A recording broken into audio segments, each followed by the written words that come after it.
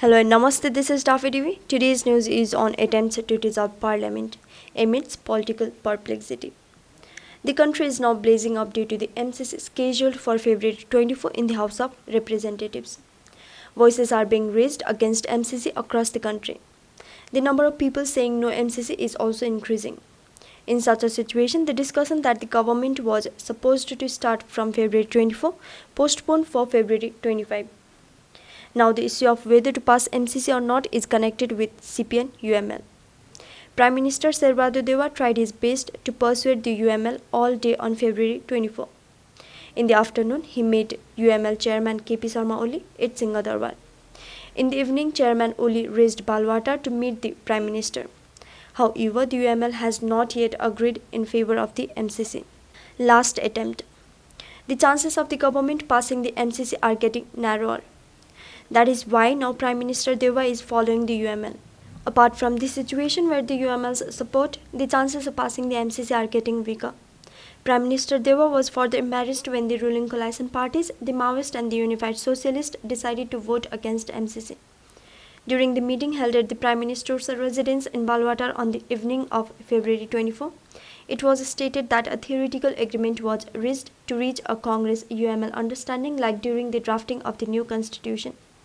After this agreement, the Congress seems to have thought of passing the MCC. However, the Congress does not have any control on action taken by the UML against its 14 MPs who have joined the Unified Socialist or the resignation of the Speaker. Looking at the current situation, it seems unlikely that the UML will accept this and reach an agreement with the Nepali Congress. The UML leaders had already started preparations with the intention of continuing the discussion held on Thursday from this morning. After the Balwata talks, the UML leaders engaged in internal discussions at Oli's residence in Balkot. Even in that discussion, the issue of the House of Representatives was more focused than the MCC.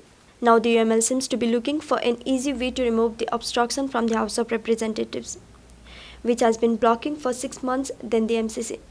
For this, UML needs a basis to save face. US Ambassador to Nepal, Randy Berry, is now very close to Oli. He is trying to forge a new bond between Deva and Oli. It is unknown at this time that how strong will be the relation bonded by him between them. But if this not will work, then the idea of forming a parliament without the Maoist, which the Americans have been thinking for a long time, may come true. Election or the easy way. UML does not want to pass the MCC now. At the time of writing, UML is not against MCC. Only the upcoming election has stopped the UML from passing the MCC. UML Chairman Oli is wondering whether the votes of the general youth who are against MCC can be resolved. That is why he is now reluctant to support the MCC. Another wish of UML is election. The Speaker's resignation is linked to the Maoist. CPN-MC Chairman Pushpakamal Dahal did not want to remove the Speaker. If he had wanted to remove the Speaker, he would have been asked to resign on the day of MCC table. Both the demands of the UML will not be addressed if the Speaker does not want it. Prime Minister Deva could not address the demands of the UML. For this, the Maoist must be positive. Knowing that their demands will not be fulfilled by the Prime Minister Deva, the important question is why the UML followed Deva. The only reason behind this is the dissolution of the House of Representatives as per the wishes of the UML. The letter with secret signature that the MCC will be passed by the government to be formed after the election of the House of Representatives with the locals in the coming just. Oli and Deva will sign the letter, which will be sent to the MCC headquarters through the US Ambassador. In such a situation, UML and Nepali Congress will play a double role in the upcoming election. On the one hand, they will go to the polls alone. On the other hand, they will cooperate where the candidates of the Maoist and the Unified Socialist are strong. Thus, competition with cooperation will benefit both. If the election result will be different and government cannot be formed with other party, then Congress and UML will form a government together. The desire of the United States to form a parliament without the presence of Maoist and Unified Socialist will be fulfilled here. After the election, UML will vote for MCC. As the MCC project will be completed in 5 years, the issue is unlikely to be raised in the next election. UML is still not against MCC. However, the UML will not be in favor of the MCC without a suitable time. They will make excuses in this way and will only find a way to get rid of this issue. Oli Dahal dialogue. On Thursday, Oli and Dahal also had a one-on-one conversation. UML Chairman Oli and CPN MC Chairman Dahal met at the Parliament House in New Banesar. Oli and Dahal had a one-on-one meeting after 14 months. The last meeting between the two leaders was held in Kumaltar on post 4 2077 as the chairman of the same party. Oli had raised Kumaltar urging to withdraw the charge sheet against him. Prachanda rejected Oli's request. The next day, Oli dissolved the House of Representatives. During Thursday's meeting, Oli urged Dahal to withdraw that proposal. Dahal had proposed to Oli that whatever happened in the past, now let's get together in a new way. In response, Oli put forward three main conditions for improving relations. Oli said an environment was needed to take part in parliamentary proceedings.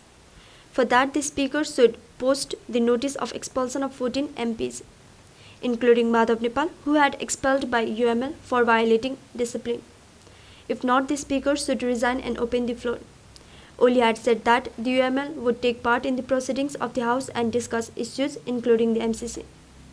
After Prachanda's proposal for improving relations and dialogue, Oli also put forward another condition. The 19-page long criminal charge sheet levelled against him under Prachanda's leadership when he was the NCP chairman in the past should be publicly rejected. The answer to the question of why Oli put forward the demand for a public announcement rejecting the 19-page long charge sheet cannot be easily found. However, there are two reasons for Oli's proposal. First, Oli may have proposed party unity with Dahal after the election. On the other hand, Oli may have made such a proposal to embarrass Dahal. Withdrawal or rejection of the proposal does not seem to be of any benefit to Oli, in a condition to stay away from each other. At a time when the alliance with the Nepali Congress is breaking down, Dahal is definitely needed the support of the UML. If the Congress leaves, he will not go to the polls without the UML. When he goes to the polls in such condition, he will have to face the failure more than the success. Dahal, who has written an unnecessary letter to the United States about the MCC, also needs to find a way to improve relations with the Americans. In all these respects, Oli is the most suitable option for him. Exploring the possibility of using the same option, Dahal went to meet Oli. If Oli and Dahal come together and go to the polls, the 14 MPs from the CPN US will lose their power. Dahal will also ask the Speaker to drop the notice of action against them to please Oli. Due to Dahal, the Speaker did not dare to drop the notice of action, but in Dahal's he will do immediately. This will open the way for Oli to go to the Parliament. In such a situation, the issue of MCC will also come under the responsibility of Oli and Prachanda. Even with Deoba's consent, it seems that the MCC will be passed only after the election. Deoba is an official figure on the MCC because the Americans do not trust Dahal. If the MCC fails in the Parliament, it will be a question mark on the dignity of the United States. It will be submitted for the approval in the Parliament only after giving it a lot of concern. Alternative of MCC. The issue of MCC is becoming more complex day by day. UML has also said that it will have a clear view on MCC only after its demands are fulfilled. It may be that we are not in favor of MCC. Therefore, the circumstances regarding UML are not clear right now. The cadres, on the other hand, are pressuring the leadership not to join the MCC. After the CPN MC and the CPN US decided to vote against the MCC, the UML also seems to be under intense pressure to stand in opposition. Although the Maoists and the Unified Socialists have decided to oppose the MCC, they have not yet left the government. Due to strong US pressure, they may again support the MCC. If the possibility of reaching an agreement in favor of the MCC by the UML, the two parties may also open up in favor of the MCC to remain in government. Thursday's meeting of the House of Representatives was postponed to Friday at the request of Prime Minister Deva. Prime Minister Deva said that the meeting was adjourned as the Speaker was trying to divide the vote in the discussion proposal. It was alleged by the Congress that the Maoists were thinking of preventing the discussion from moving forward by getting a minority vote before the discussion. This incident also seems to have deepened the crisis of confidence between the Congress and the Maoists. Therefore, Dahal has no choice but to support the MCC and save the alliance. After kicked out by the Congress and trying to get along with the UMLs is Dahal's only option. The UML also needs the support of the Maoists in the upcoming election. With the Maoists, the UML can return to power. For Dahal too, it could be a best option. It will not be a surprise if Dahal's distance towards the Congress is widened by the MCC and the party reaches in unity again with UML. With this, we are at the end of the report. The report is prepared by Prem Sagar Paudel.